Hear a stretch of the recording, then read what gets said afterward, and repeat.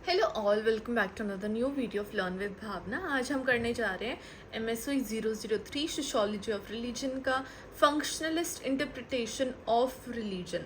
तो जैसे मैंने आपको लास्ट क्वेश्चन में भी बताया था, अगर आपने वो क्वेश्चन नहीं देखा तो ज़रूर देख लीजिए।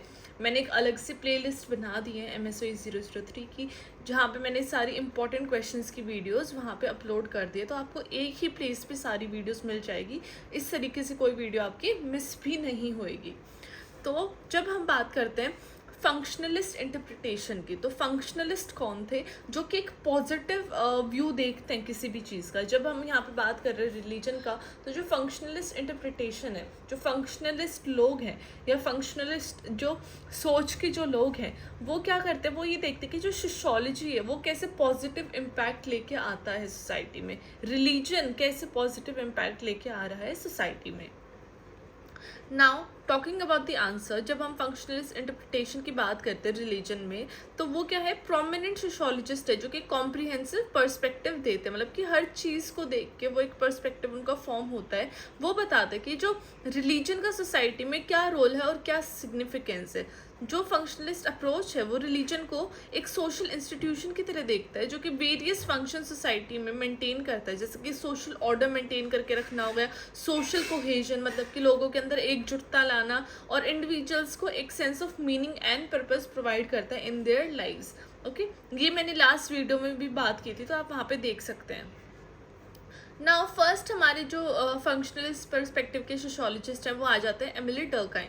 तो जो एमिली डर्काइम थे, ये one of the founding fathers है सोशियोलॉजी के, ये आपको सबको पता ही है। Emile Durkheim, Max Weber and Karl Marx are 3 founding fathers of sociology.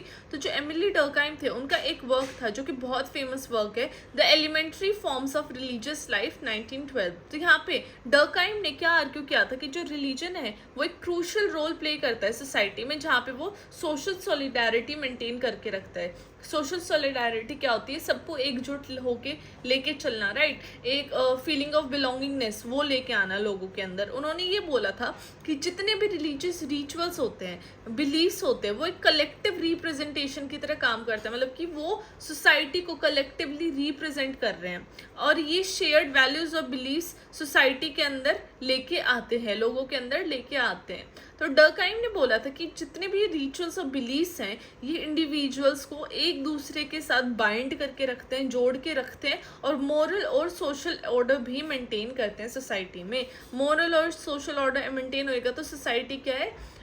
वो एक अच्छी सोसाइटी बनेगी, राइट? लोग एक दूसरे की रिस्पेक्ट करेंगे, कोई भी गलत काम नहीं होएगा, तो वो मॉरल एंड सोशल ऑर्डर्स के अंदर आ जाता है। नाउ डर्काइम ने कॉन्सेप्ट निकाला था कलेक्टिव एफर्सेंस। तो इसमें क्या था? इसमें उन्होंने हाईलाइट की थी कि जो रिलीजियस रिचुअल्स है वो उसके अंदर इतनी पावर है कि वो सब लोगों को एक साथ ब्रिंग करता है, सब लोगों को एक साथ फॉर द पॉजिटिव मैनर एक साथ लेके आता है। तो फॉर एग्जाम्पल जब मुस्लिम्स में जब एनुअल पिलग्रिमेजेस में जाते हैं, फॉर एग्जांपल मक्का में जाते हैं हज करने इस्लाम में, तो millions of Muslims around the world एक साथ आते हैं और वो रिचुअल परफॉर्म करते हैं, है ना? हज में क्या होता है? वो एक बड़ी सी राउंड वॉल है, राउंड पिलर मान लो, जो भी है, I am not sure about it. तो उसके अराउंड वो चक्कर लगाते हैं, तो वो सब एक साथ कलेक्टिव होके तो आ रहे हैं, वो सब एक दूसरे के साथ चल रहे हैं, एक दूसरे के वेलनेस के लिए, एक दूसरे के बेटरमेंट के लिए वो सारी हज पे जाते हैं और वो प्रेयर करते हैं। तो ये जो कलेक्टिव एक्सपीरियंसेस हैं, ये जो कि परफॉर्म करते हैं रिचुअल्स, तो ये क्या करते हैं? ये एक स्ट्रॉन्ग सेंस ऑफ यूनिटी लेके आते हैं लोगों के अंदर, सॉलिडारिटी लेके आते हैं पार्टिसिपेंट्स के अंदर, जो भी ये सारी चीज़ें परफॉर्म करते हैं। तो डर्काइम ने ये भी आर्ग्यू किया था, ये जितने भी कलेक्टिव रिचुअल्स हैं, ये सोशल कोहेजन मतलब कि एक दूसरे के साथ आना और सोसाइटी के अंदर स्टेबिलिटी, एक स्थिरता लेके आते हैं। आई होप ये पॉइंट क्लियर हो गया। तो यहाँ पे डर्काइम ने एवरी गुड एस्पेक्ट ही दिखाया है रिलीजन का, that's why he is called as functionalist. तो जब डर्काइम का जो आइडिया था उस पे रॉबर्ट एन बेला ने भी कुछ एग्जामाइन किया था role of religion in American society, जो उनका वर्क था हैबिट्स ऑफ द हार्ट। तो ये जितने भी वर्क्स है, जैसे कि डर्काइम का भी हमने वर्क बात किया, अब रॉबर्ट एन बेला की अभी हम बात कर रहे हैं, तो ये आपको सारे वर्क्स के नेम मेंशन करने पड़ेंगे। You will get great marks after mentioning the names of their works. तो नेम तो मेंशन करना इंपॉर्टेंट ही है सोशियोलॉजिस्ट का। अलॉन्ग विद दैट आपको उनका काम का भी नाम, बुक का नाम भी मेंशन करना है। तो बेला ने क्या आर्ग्यू किया था कि जो रिलीजन है, पर्टिकुलरली जो प्रोटेस्टेंट एथिक है, वो एक वाइटल रोल प्ले करता है अमेरिकन वैल्यूज को शेप करने में और promoting individualism while maintaining a sense of community.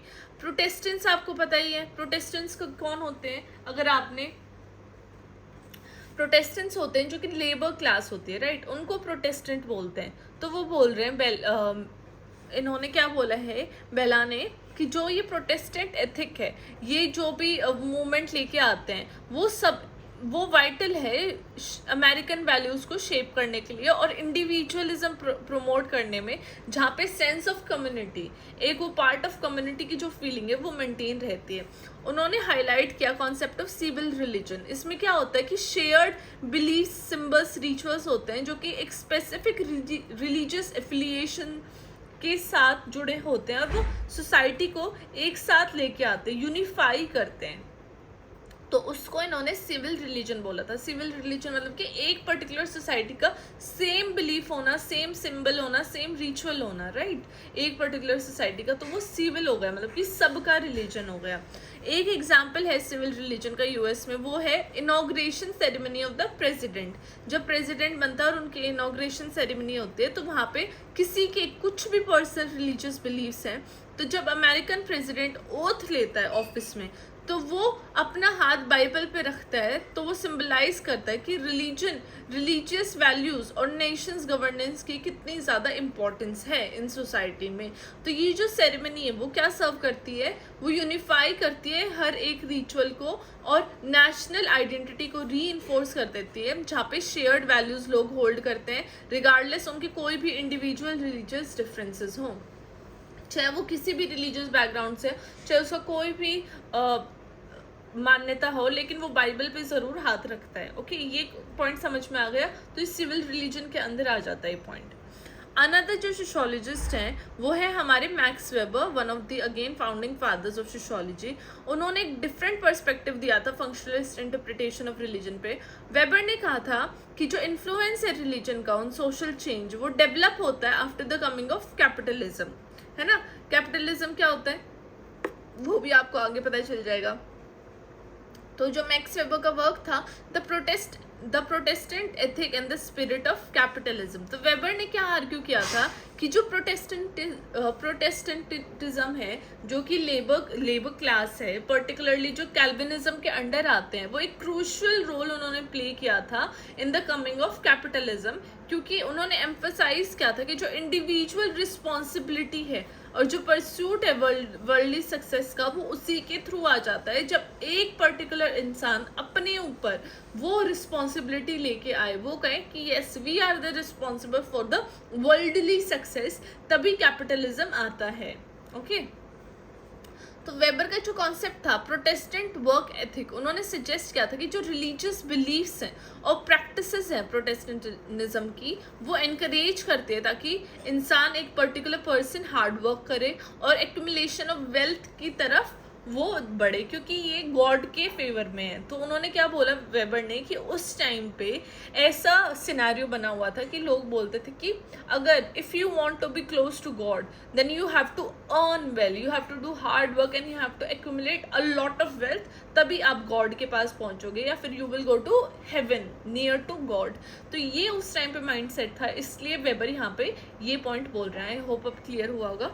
तो ये जो वैल्यूज़ है अकॉर्डिंग टू वेबर, ये क्या फैसिलिटेट करती है? स्पिरिट ऑफ कैपिटलिज्म, जो कि प्रायोरिटाइज करता है efficiency, rationality and economic growth. तो कैपिटलिज्म में क्या होता है? एफिशिएंट होना बोलते हैं कि भाई you have to do hard work, आपको साइंटिफिक सोचना है, रैशनलाइज करना अपनी चीज़ों को और इकोनॉमिक ग्रोथ की तरफ बढ़ना है।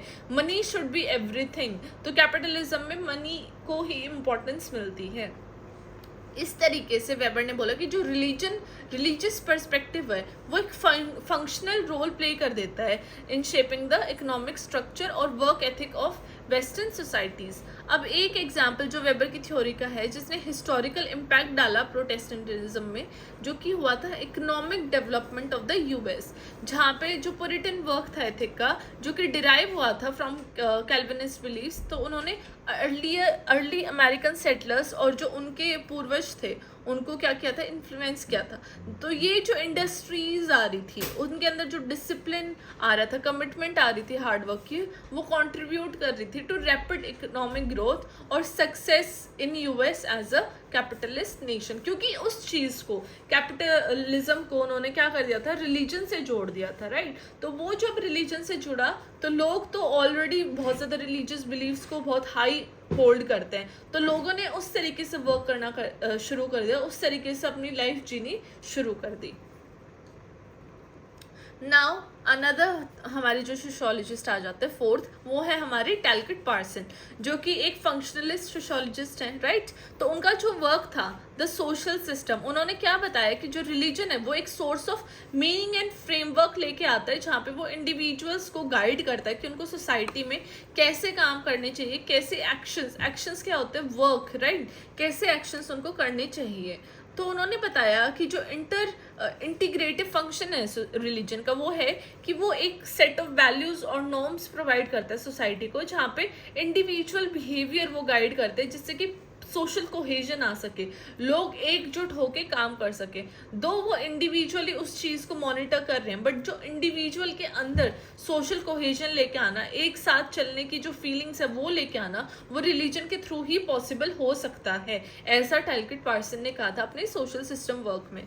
जब पार्सन ने किस पे एम्फसाइज किया, वैल्यू कंसेंसस। तो कंसेंसस क्या होता है कि सब एक साथ है, वो वाली फीलिंग, उसको कंसेंसस बोलते हैं। उन्होंने रेफर किया कि एक शेयर्ड वैल्यूज हैं और बिलीव्स हैं जो कि इंडिविजुअल्स एक सोसाइटी में होल्ड करते हैं। आपके कुछ बिलीफ होंगे, कुछ आपकी विचारधारणा होंगी, राइट। हर एक पर्टिकुलर सोसाइटी के अलग अलग विचारधारणाएं होते हैं, अलग अलग बिलीव्स होते हैं जो कि सोसाइटी को एक साथ जोड़ के रखते हैं। और ये जो बिलीव्स और वैल्यूज होते हैं ये ऑफकोर्स अगर एक साथ सोसाइटी को जोड़ रहे हैं तो वो पॉजिटिव ही हैं, वो कुछ ऐसी बातें कर रहे हैं जहाँ पे लोग एक साथ रहना पसंद करते हैं, राइट। तो वो ऐसे बिलीव्स और वैल्यूज के बारे में टैलकेट पार्सन बात करते हैं।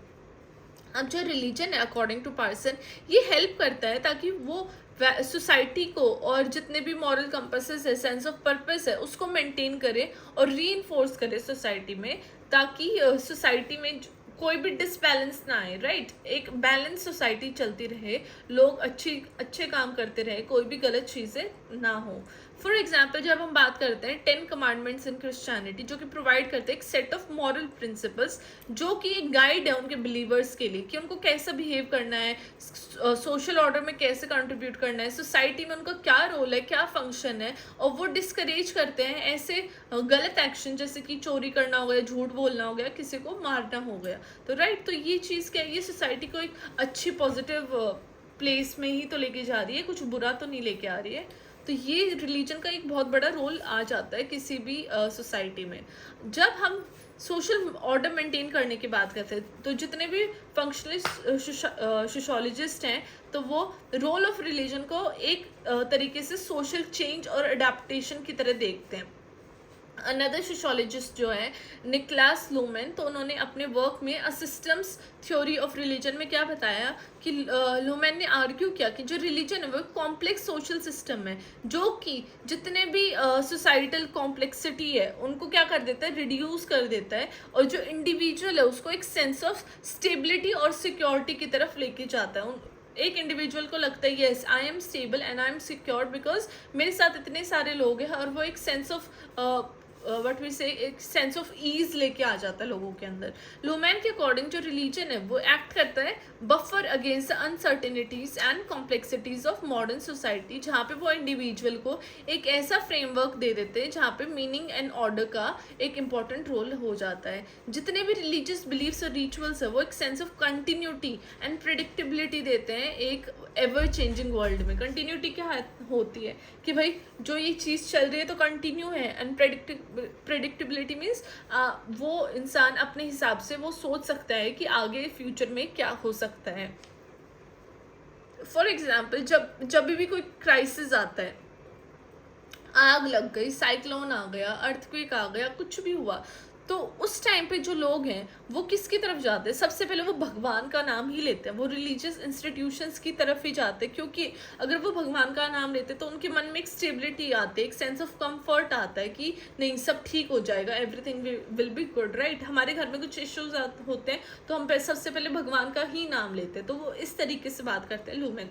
अब एक और एग्जाम्पल है लूमन का जो कि पर्सपेक्टिव दिखाता है रोल ऑफ रिलीजन का after math of natural disaster, right. Same जो मैंने बात की है वो सेम एग्जाम्पल ये कि कुछ तो जितने भी नेचुरल डिजास्टर्स होते थे, अर्थक्वेक, हरिकेन या कोई भी हो गया, तो वहाँ पे जितने भी रिलीजियस ऑर्गेनाइजेशन होती थी वो एक साथ आ जाती थी ताकि वो सपोर्ट कर सके और एड प्रोवाइड कर सके, एक सेंस ऑफ होप लेके आ सके कम्युनिटीज़ के अंदर जो भी अफेक्ट हुई थी। तो जितने भी रिलीजियस रिचुअल्स थे या जो बिलीफ सिस्टम था वो हमेशा एक सोलेस लेके आता, मतलब कि एक कामनेस लेके आता है इंडिविजुअल के अंदर, जहाँ जब भी उनके मन में कोई भी क्योस चल रहा है, लाइफ में कोई भी क्योस या दिक्कत चल रही है। अब जितने भी फंक्शनलिस्ट इंटरप्रिटेशंस थे रिलीजन के ऊपर, वहाँ पे क्रिटिसिज्म भी आया है, राइट। काफ़ी सारे लोग ये आर्ग्यू करते हैं कि जो भी फंक्शनलिज्म है वो ओवरलुक कर देते हैं ये पोटेंशियल देखना कि एक नेगेटिव एस्पेक्ट भी तो है रिलीजन का। रिलीजन सिर्फ पॉजिटिविटी नहीं, नेगेटिविटी भी तो ला रहे हैं सोसाइटी में, जहाँ पे लोग डिवाइड हो रहे हैं on the basis of religion, उनके अंदर इनइक्वालिटी आ रही है और इंडिविजुअल फ्रीडम के ऊपर भी क्वेश्चन मार्क आ जाता है, because people have to always be in community, think in community. तो जो इंडिविजुअलिज्म है, राइट, वो कहीं ना कहीं ख़त्म हो जाता है, मर जाता है बीइंग इन अ रिलीजन। काफ़ी सारे क्रिटिक्स ये भी आर्ग्यू करते हैं कि जो फंक्शनलिज्म है वो एडिकेटली एड्रेस नहीं करता है कि जितनी भी डाइवर्सिटी है रिलीजियस एक्सपीरियंसेस में और जो भी बिलीव्स हैं with in the society. I hope ये आपको क्रिटिक भी समझ में आया होगा। अब लास्ट में मैंने जस्ट कंक्लूड किया है जो फंक्शनलिस्ट इंटरप्रिटेशन है रिलीजन का, वो क्या एक्सप्लोर करता है through works of influential sociologist, और वो कैसे कॉम्प्रिहेंसिव अंडरस्टैंडिंग प्रोवाइड करता है रिलीजन का रोल क्या है सोसाइटी में उसको लेके। तो डर्काइम ने एम्फेसिस किया है सोशल कोहेजन पे और वेबर ने फोकस किया है सोशल चेंज पे। पार्सन्स ने, डेलकिट पार्सन्स ने एग्जामाइन किया है सोशल ऑर्डर क्या है सोसाइटी में, और फंक्शनलिस्ट सोशियोलॉजिस्ट ने ये फंक्शंस पे भी हाईलाइट किया है कि रिलीजन के क्या फंक्शन है सोसाइटी में, वो कैसे सोशल कोहेजन लेके आता है। ये वेरियस एग्जांपल्स देखने के थ्रू हम देख सकते हैं कि जो रिलीजन है वो कंट्रीब्यूट करता है to social integration, moral guidance, social control and adaptation, और रूल्स रेगुलेशन वो मेंटेन करना। ओके, ये सब पॉजिटिव इम्पैक्ट है, राइट। लेकिन पॉजिटिव भी है उसके कहीं ना कहीं लिमिटेशंस भी हैं, नेगेटिव भी है, और जो ये रिलीजन का जो रोल है सोसाइटी में बहुत कॉम्प्लेक्स है, राइट। उसको हम सिर्फ पॉजिटिव फंक्शनलिस्ट वे में ही सिर्फ नहीं देख सकते हैं। Okay, so this was the functionalist perspective on religion. I hope आप लोगों को एक क्वेश्चन समझ में आया होगा। More question are on the way, तो अभी तक जितने भी मैंने वीडियोस अपलोड किया आप वो ज़रूर देखिए। More videos are on the way, so do not worry, do not panic. आपका एग्जाम कल का बहुत अच्छा होएगा। आप ये सारी वीडियोस देखिए and keep supporting, keep loving, do like, share and subscribe my channel. I will meet you next time. Bye bye, take care.